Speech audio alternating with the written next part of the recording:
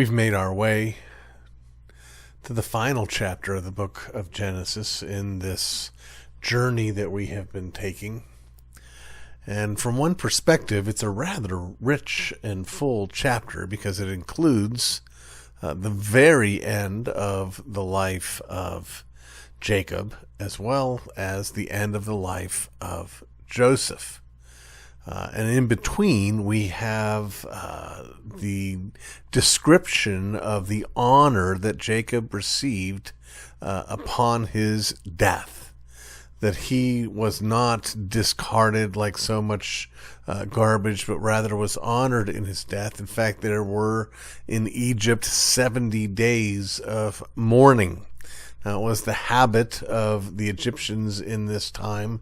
When the Pharaoh died, he was given 72 days of mourning. So this is pretty significant of a sign and show of respect from the Egyptians for Jacob, but also for the children of Israel who leave their kids and their farms and their animals behind to fulfill Jacob's request that he would be buried where Abraham and Sarah and Isaac and Rebekah were buried. They took him back to the promised land and laid his grave there. Now, here's what's interesting. At the end of Joseph's life, he elicits the same kind of promise as Jacob did. I don't want to be buried here. I want to be buried there.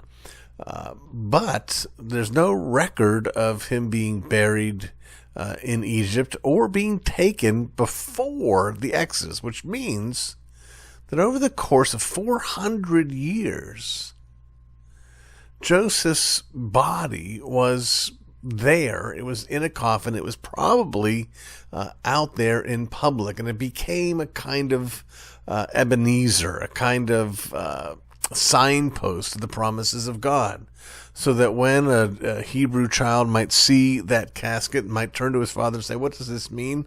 The father would say that, Joseph rescued our people, and he was a great and powerful man, and despite all the power that he enjoyed here in Egypt, he wanted to be sure that he would be buried in the promised land, and that's where we're going to go one day. So there's a sort of bookends where Jacob gets to go to the promised land, even though they haven't inhabited it yet, except for this portion that Abraham had purchased as a burial plot. And then on the other side, Joseph already passed away, but still waiting for the actual Exodus itself. Well, this chapter is not exclusively devoted to details about burials. There is in the middle of this chapter a sort of re-entering into the family drama that goes back to the brothers selling Joseph into slavery. They're frightened that now that their father is gone, that the father had been the restraint on Joseph from exercising his just wrath against them. And now that the father is gone, perhaps they're thinking Joseph's going to be gunning for us. He's got the power, he's got the authority, and now he does not have the restraint of our father, who's also his father. That things may go badly for us. And so they go to Joseph. One of the things, even before we get to that, I want us to notice that as they're having this conversation, to their credit, they acknowledged the evil that they had done. They didn't say, "That horrible jerk Joseph, he's been such a jerk since he was a kid, and now he's in a place where he can really give it to us, and boy, wouldn't he, he's probably terrible enough to do." No, that's not their perspective. Their perspective is, we have done wrong, and we have been spared the judgment that is due to us, but it may be coming now. Well, out of this, I can't say for absolute certainty, but we have no record of the conversation that they reported to Joseph. They came to Joseph and said, "Hey, oh, by the way, before Dad died, he wanted to make sure, that you weren't going to come down on us because of that whole selling you into slavery indiscretion thing there. So he wanted us to get that message to you. Well,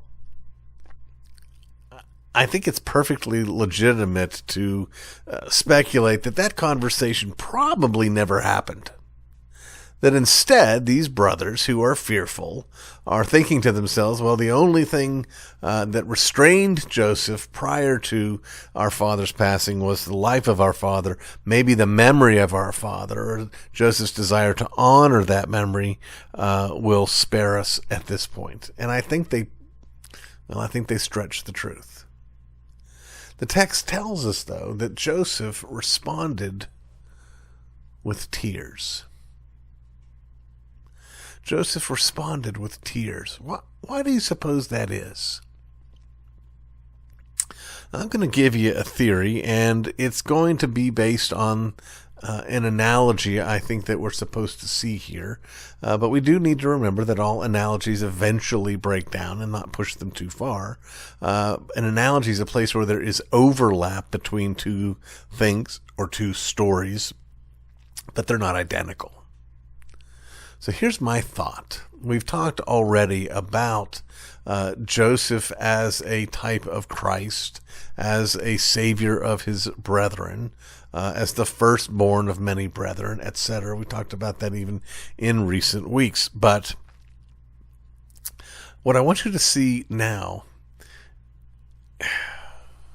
is this. Here's my theory. I believe that Joseph's weeping is less about compassion for his brothers and more about the pain he's feeling, not in his bitterness over what happened, but in his brothers' inability to see him for who he is and to trust him. That is, it pains him for his brothers to see him as the kind of man who would harm them.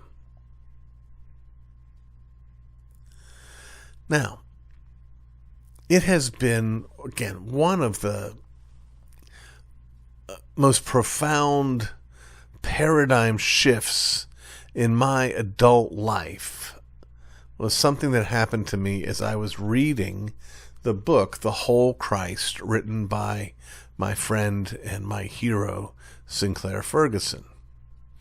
Because in this book, which is just a fascinating sort of conglomeration of different goals, it's a rehearsal of an obscure historical dispute in the church, but it's also a wonderful exposition on the place of the law in the life of the Christian. But more than anything, in my judgment, it's a profoundly devotional book, because the thesis I think that Dr. Ferguson is seeking to communicate is this: that a lack of faith is not so much sort of a merely intellectual thing where, yeah, I'm not sure this is going to happen. It's actually much more a lack of believing God's good intentions for us. And it's out of that sin flows. Let me illustrate, going back to the Garden of Eden. All of my life, I would look at Adam and Eve's sin and I would shake my head and I would think what horrible sinners we are, that we would do such a thing. I'm not saying they're worse than I am by any stretch, but we're all such horrible sinners because we don't have the character to respect the authority of God. That the sin of Adam and Eve was an affront to God's dignity, his sovereign authority, that they were saying to God, you shall not reign, but we shall reign. You won't tell us what to do. We're going to do what we want to do. And that's certainly a part of it. But I think deeper than that is this notion that Adam and Eve's sin, and by the way, this is true of all of our sins, every last one of them, Adam and Eve's sin was an affront because it was a denial of God's kindness and love for us. It was more, we don't trust you, than it is, we don't respect you. I'm not saying it's not both. It's certainly both. And that's why I think Joseph is weeping here. He is feeling that weight, that sorrow of his brothers who he has already rescued. He has already fed. He's already cared for them. And they're still thinking he's out to get us. Does that remind you of anyone?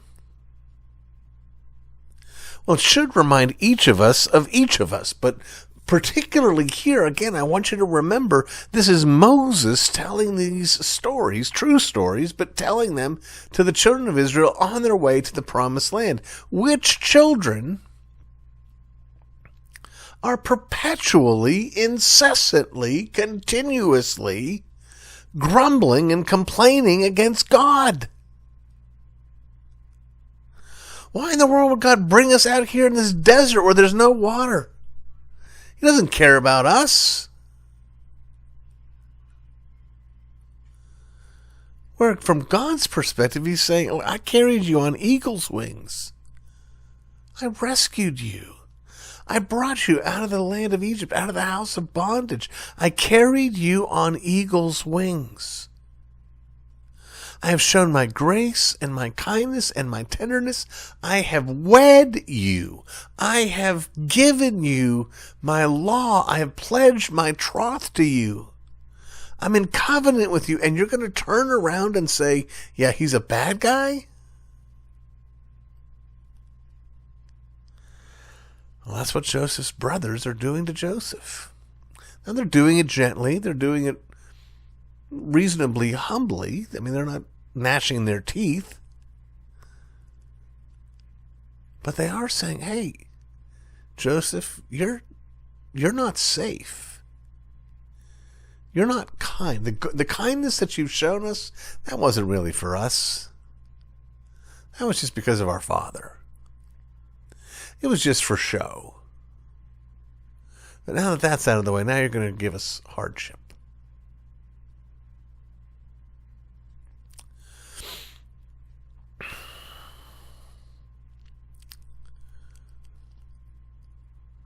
I got to tell you something.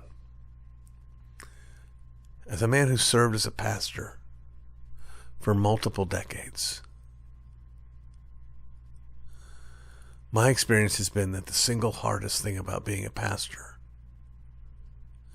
is that the sheep constantly, incessantly doubted my good intentions toward them.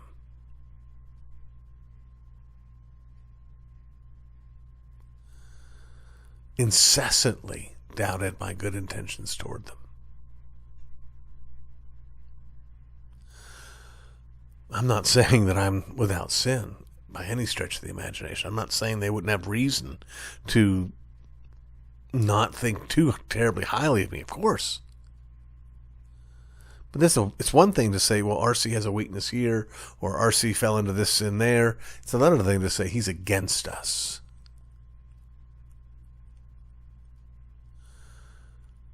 And that's what Joseph's brothers were doing. Well, why wasn't he? Why wasn't he against them? Listen, this conversation, Joseph's response to them, is the locus classicus. It's the classic text that demonstrates the biblical truth of what we call compatibilism. That we can affirm at one and the same time that Joseph's brothers did what they wanted to do. They weren't compelled against their will to sell their brother into slavery. That they had evil motives. They followed those evil motives. But at the same time, God was at work bringing to pass his will. The two are compatible. It's not either or, it's both and. Which is why Joseph says, you meant it for evil, but God meant it for good. He's not sugarcoating it. He's not putting his head in the sand and acting like his brothers just misunderstood something or miscalculated. No, he knows they meant it for evil. They intended to harm him. But his lack of zeal or hunger or thirst to punish them is grounded in that faith that recognizes that God meant it for good.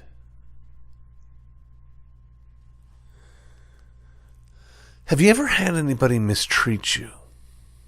David does this too, by the way. There's a great scene where David is fleeing. I believe he's fleeing from Absalom, and it could be Saul, but I'm pretty sure it's Absalom. And he's got his men with him, and they're down in this valley, and up on the hilltop is Shimei. And Shimei's throwing rocks down at him. Shimei's yelling at him. Shimei's saying, down there, David's down there. And David's men are like, we're going to go up there and kill that dog for you. Do you mind? And David says, don't. Maybe God sent him. Maybe he's up there so that I would remember my own weaknesses. That doesn't mean he's not being a jerk. It doesn't mean he's not out of line.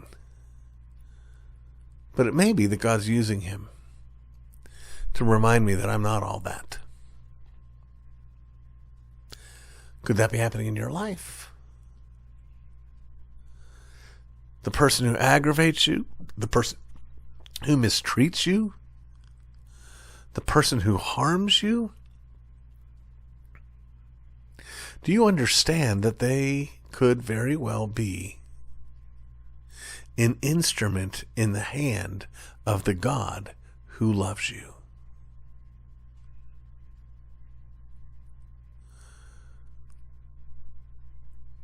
I remember once losing a job. It was a job that I loved.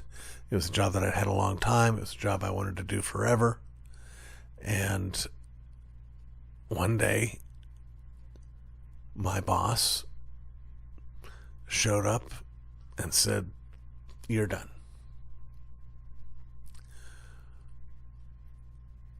I hadn't missed any deadlines. I hadn't gone over budget. I hadn't had any scandal. There was nothing. My theory is, my perception is that he perceived me as a threat. All I wanted to do was keep doing that job. But as I wrestled with losing that job, I try. I'm not saying I did it perfectly by any stretch. But I would preach this message to myself. I would remind myself, you know what? That guy didn't fire me. God fired me. And God didn't fire me because he's mad at me. God fired me to bless me. I don't know what the blessing's going to look like, but this much I do know. I know that God knows what he's doing. I know that God knows what he's doing. That's what Joseph knew. That God knows what he's doing. As we come to the end of the book of beginnings, 50 chapters in, we need to come away believing that God knows what he's doing. We need to remember, in the midst of hardship, in the midst of turmoil, in the midst of loss of privilege for Christians becoming persona non grata in Western culture, while all these things are happening, they're happening for our good and for his glory. They're happening as part of the way in which our loving Father is leading us into the true and the eternal promised land. Our job is to trust him. And our job is to know that whether it's 50 years, whether it's 400 years, whether it's 4,000 years, if we should pass, we too will be put in the ground. And where we've been put in the ground will be marked. Not because that's where our story ended, but because that's where our story will begin when Jesus returns.